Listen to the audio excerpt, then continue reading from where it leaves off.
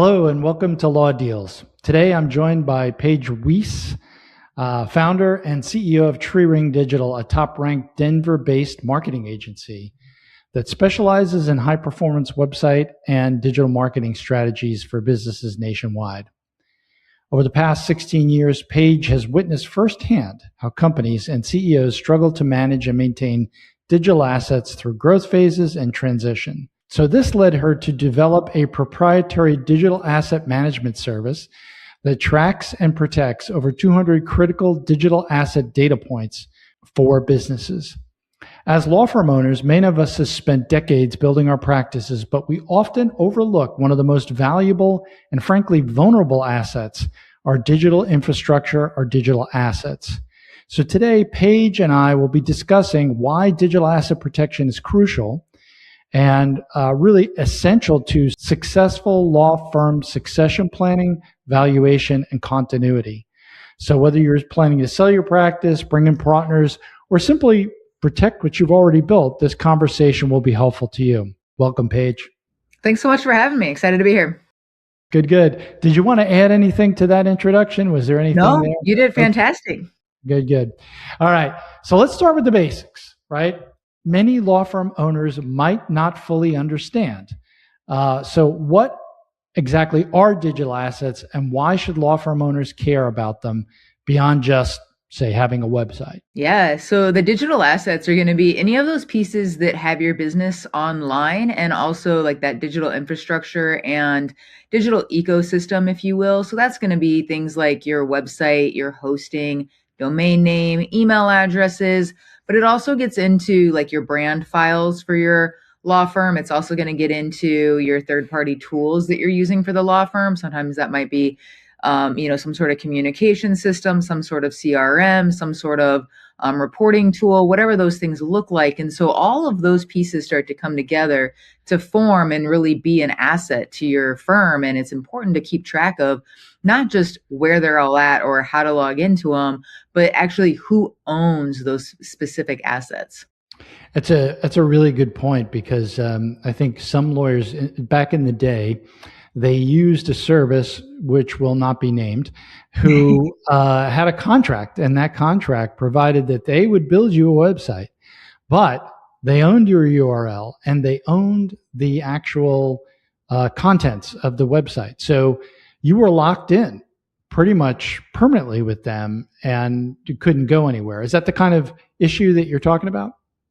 Absolutely. Vendor lock-in is one of the biggest, issues that we see when it comes to digital assets. And yeah, I think law firms too, there's a handful of companies that specialize in law firm marketing. And, that's what they want is how do we retain? How do we keep them here for a while? And we'd like to think it's based off of just good service and wanting to stay and, seeing those results. But a lot of times we see vendors start to lock them in. It can also be that they wrote the content. So they own the content, but you can take your website someplace else, right? But they won't let you move over with that piece of it. So you're still restarting, or we'll see them build on a proprietary CMS, which is just be some sort of content management tool. And so you can't just physically take that site and move it to a different hosting provider. You literally have to go to an entirely different vendor, reinvest all of the money. And with law firms, they usually are building 20 to 100 page deep websites because they want to talk about all of the specific areas of law that they can cover, or because it's a good SEO technique to have a lot of keyword phrases in there built on the different pages. So they're not simple sites to transfer over. There's a lot of weight behind all of that. But to your point, even holding that domain, like that is the lifeline of your business. It stores your email addresses. It stores your website. It stores everything that goes into branding, and every piece of marketing collateral should have that website URL on it. So again, how much do you want to go and rebrand because you went with one of those options? Yeah. So the key there obviously is as you're getting into these relationships, the first step, I think, is really making that determination, who owns what, right? It's reading that contract to see who owns what. What are you transferring? What are you giving up? From the most basic of, if you're going to have somebody be creating content for your website, you've got to have that assignment of intellectual property in your contract so that you in fact own it. So really good points. So, all right. So you've seen a number of different industries, a number of different companies struggling with digital asset management during growth and transition. So, what are most common and really potentially the most catastrophic risks that law firm owners face with their digital assets, especially during that sale or succession period? One of them is just not knowing who specifically owns it. A lot of times we might see a law firm where they're started as a solo practice and then all of a sudden, added three additional partners to the firm. And maybe at one point someone else renewed it and now they decide they want to exit the firm. But is it under their name? Like, did they go and change all the contact details to them and the credit card on file and the recovery emails and the 2FA? And like, whose is it, right? So when someone goes to leave the practice, what else are they taking with them and what all do they have ownership to? And we'd like to think it's a cut and dry deal where it's like, hey, you're leaving the practice. However, these assets are ours, but it really comes down to who owns it. And you can contact a domain registrar and they're going to go, you're not the one on file. I can't talk to you. So that's, while you think you can still have a few extra outs, it is going to end up turning into probably some sort of legal battle. And so what can you do to stay ahead of that? So I'd say that's one that we run into, or even succession planning, like one person has grown that practice, something happens. And then next thing you know, how do we keep that practice still alive and still moving and still, handling all of the clients? But if the owner is the one who, is the only person that had access to the Google ad account, for example, you're restarting all of your marketing efforts all over again. And it can definitely stop a practice for 6 weeks, 2 months, 3 months to rebuild that. And then you've got a whole time frame of, now that we've kind of got it back in place, are the ads performing to the same level that they were before? Or, is it another 6 months before we can really fine tune to get that performance out of it? So there's things like that that can just immediately halt a practice. A website goes down. We've seen those things, we just didn't get it renewed in time, but scrambling, trying to figure out who has login details or prove ownership because someone has, let's say, passed away. That's going to take a few months for that practice to get back up and running and back into having that as a marketing tool. Yeah, so a couple of things, I guess, that come out of that. First are kind of what you're talking about is a bit of what I would say titling, right? So the actual making sure that all of these assets now are titled in the name of the current firm, right? So it's a perfect example you gave, which was I started my practice and now I brought somebody in who's a partner. Okay, well, when it's just one owner, we really don't care about what the titling is, at least during the term that the owner's there. We definitely care about it if they die, right? But while they're there and operating, it's not such a big issue. But as soon as you get somebody else on board, it's a huge issue, right? So it's not just about now bringing that person in and making sure that, they have a stock certificate or whatever. It's about making sure now that you go back and you look at everything that you've been using and confirm, yes, now it is in the name of the entity, right? So if you're a partner going into a firm that's existing, these are things, especially a small firm, maybe not so much a large firm, but these are the things you want to really take a look at, is making sure they're there. So great. So can you give an example of something that's gone horribly wrong? No names, right? We wanted to anonymize, but a situation that's gone horribly wrong that maybe led you to add some more to those data points that you're looking at? Yeah. So, we're looking at 300 different data points, right, that go into having that online presence. And so, even though it feels that there's not a ton of digital assets that go into it, there are a lot of little details to pay attention to. I think the one that we tend to see most often, though, and while we've talking a lot at the owner level, it can also just be coming from like a paralegal or an administrator or someone in the company as an employee. And oftentimes, as we should, we're delegating, asking them to go set up some of these tools, go contact the right provider for these things. And so they naturally start to set that up on their own. And what email address are they using? Are they using the company one? Are they using a personal one? Do we have a standards of practice in place for what that looks like? Maybe they're doing a demo, so they had originally set it up on their personal, decided to expand into it. So they just left that as the admin and then started adding some of the partners into that portal.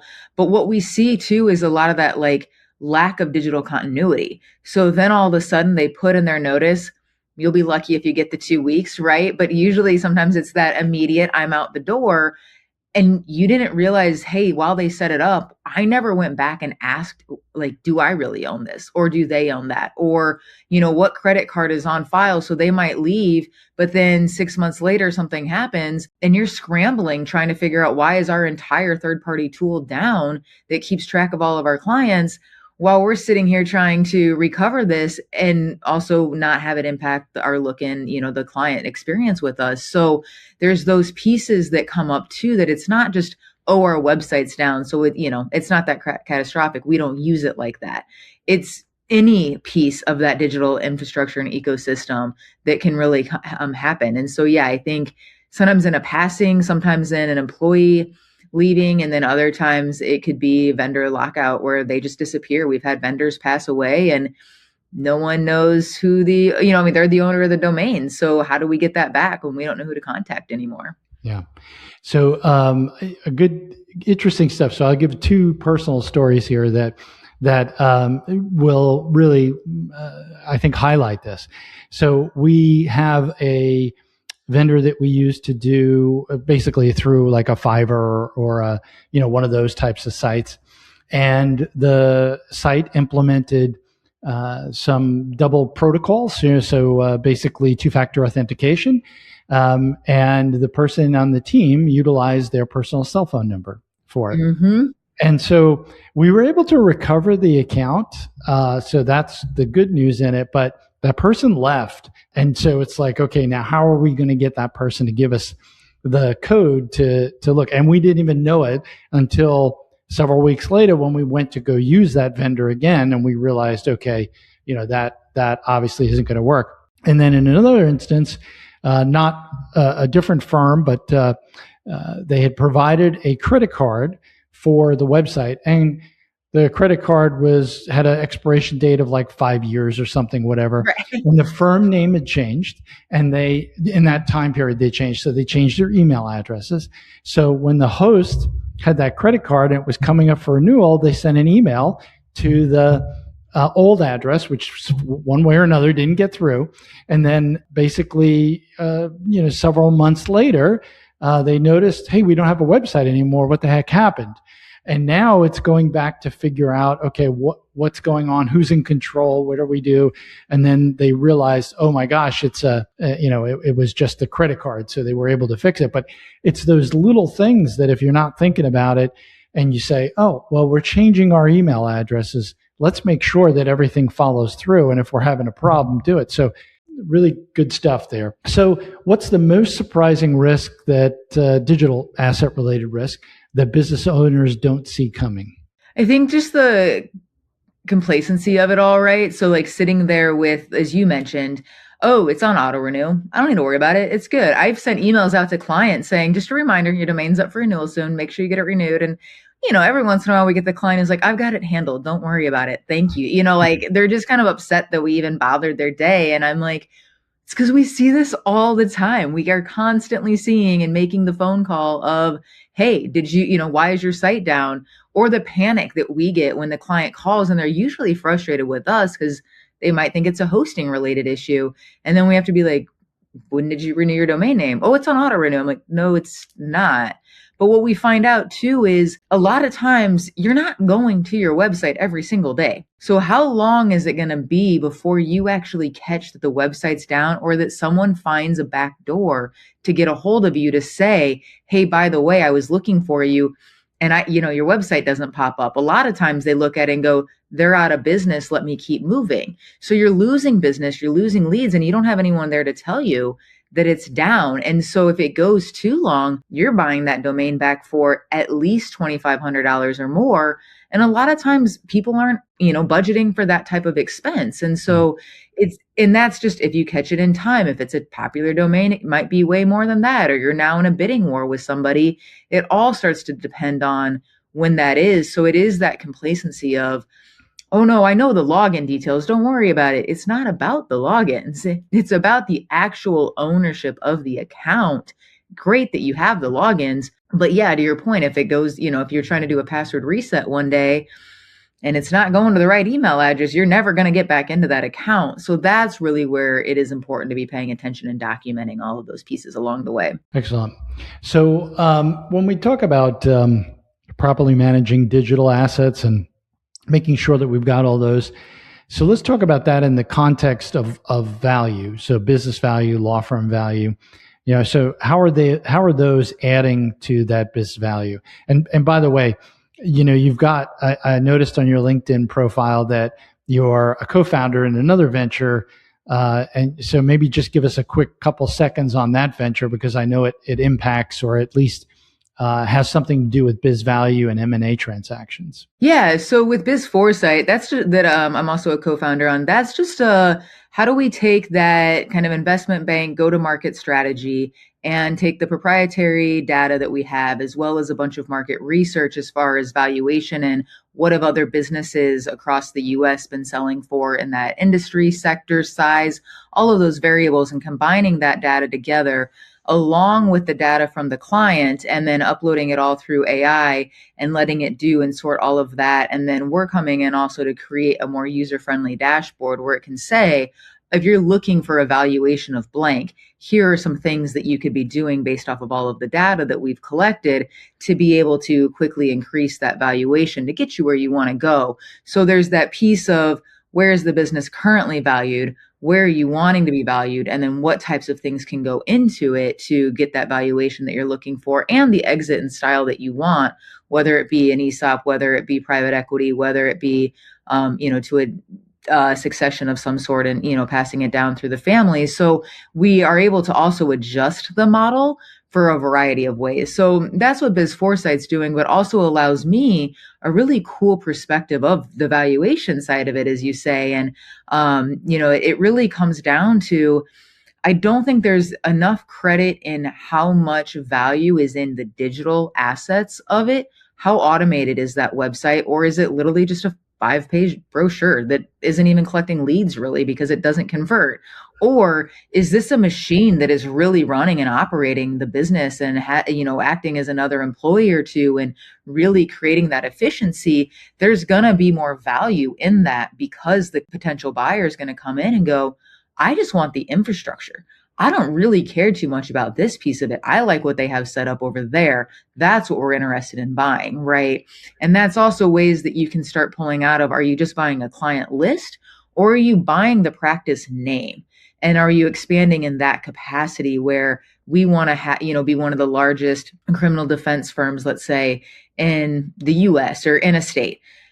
They're going to go in and acquire a whole bunch of these little ones. And so the brand starts to matter, because sometimes they keep the brand the same because of the local presence. And hey, it's trusted. They've built this up. They've spent tons and tons of money on marketing.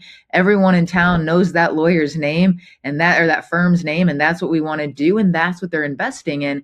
That's a digital asset, though. That isn't anything to do with the building you own. It has nothing to do with any vehicles you own or any sort of, tangible asset. So how many reviews do you have online, right? If you've got 5 reviews, probably not a whole lot of value in that. But if you've been really focusing on that and you're up to 200, 500, whatever, there's a ton of value that someone's going to want to come in and look at that and go, how do we get that brought with us when we do this acquisition? We're wanting to pay more for that. So there's a lot of pieces that go into that digital side of it all. So it's interesting you say that, because my take on value is it's cash flow as a function of the risk of the cash flow continuing into the future, right? Yeah.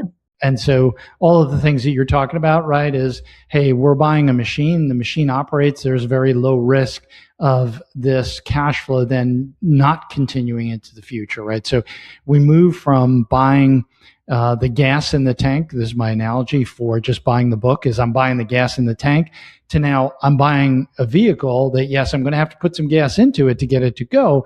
But as a whole, it's a much more beneficial acquisition, right? So we always want to move to that arrangement where we have the machine that produces the ongoing revenue, rather than just looking at the book itself. So what I'm going to interpret what you said is that The digital assets are one of those components that really reduces the value, and if done properly, can really make create value in that, or at least enhance the multiplier that's used for the firm. So Well, yeah, and uh, I'd add to that. I'd just add to that real quickly. I mean, that goes into like the social presence that you might have, any content that you've been putting out to help that brand recognition, and then at the same time, as we talked about earlier, the Google ads or any sort of marketing you're doing, television ads, billboards, whatever. All of those pieces, to your point, as they're going and hey, this is how we got to this value is because the ads are driving this much revenue, this much new clients, all of these pieces. But if all of a sudden that got shut off tomorrow, are we still able to generate the same amount of revenue and the value creation there? So that's where it is like, we really need to be the ones who own these KPIs. We need to be the ones who own the actual platform data and everything that's in there so that we know that everything can stay smooth running just like this as long as we keep putting a little more gas in that tank. Yeah, it's kind of the distinction between being a business owner and being an attorney just working, right, owning a job per se, because on all of those is really, again, it's that machine that's functioning to bring in the revenue around you, and you might work in it, but at the end of the day, that machine is what has value, not what you do day in and day out. So Correct.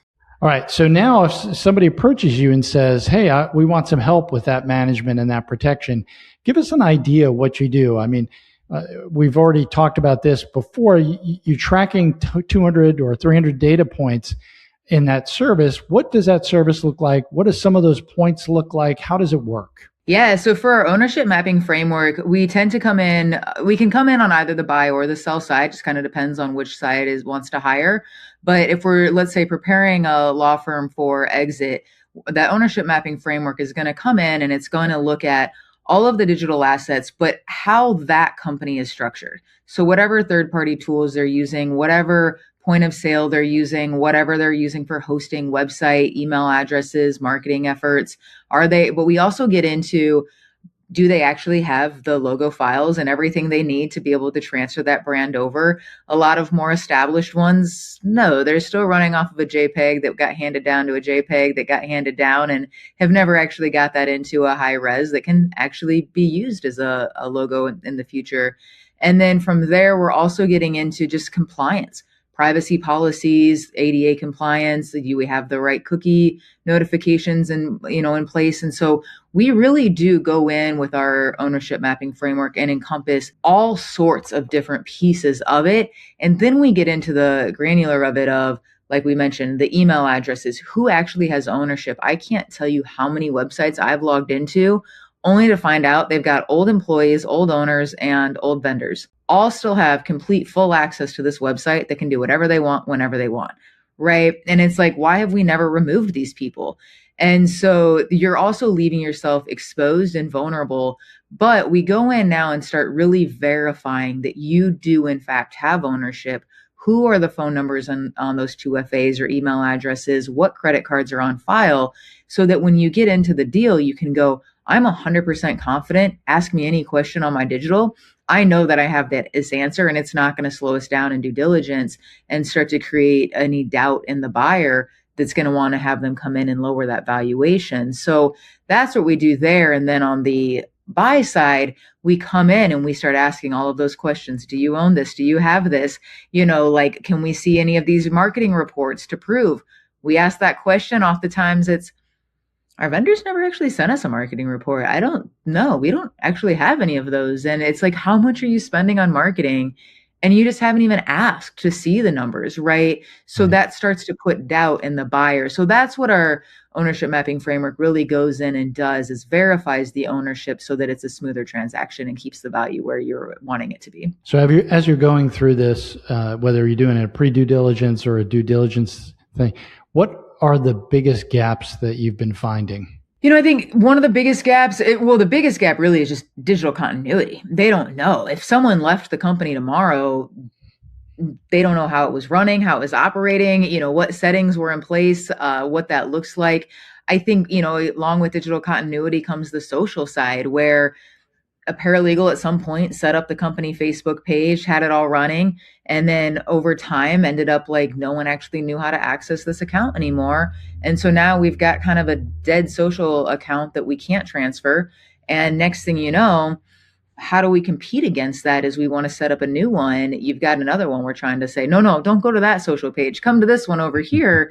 That's really hard to do. And good luck trying to contact anybody at these social sites to turn off one of those pages. So it's how do we keep more of that continuity and ownership that no matter what happens, you still have a smooth running machine or vehicle, as you said. So if I'm a law firm owner and I'm sitting here saying, wow, I haven't checked these things out and I'm getting overwhelmed because there's so many different things that we've talked about, what would you say are the first 3 steps that they should go through? First 3 steps is document. Just start going through everything and documenting what you do and don't have. Every time you log into something, what is the 2FA? Who is that? Start hunting that stuff down. And then just kind of doing an internal check of what would happen and what does someone else have access to if you were to have a catastrophic event tomorrow. And, like how would a spouse be able to come in and be able to get what is needed to keep that business running? Not that they want to run it per se, but to at least be able to get the client squared away and taken care of, or if you are building some sort of legacy that someone could come in and keep that moving along. And just protecting yourself, as you do have different partners in the law firm, how do you make sure that there is this more or less equal share and that multiple of you have ownership?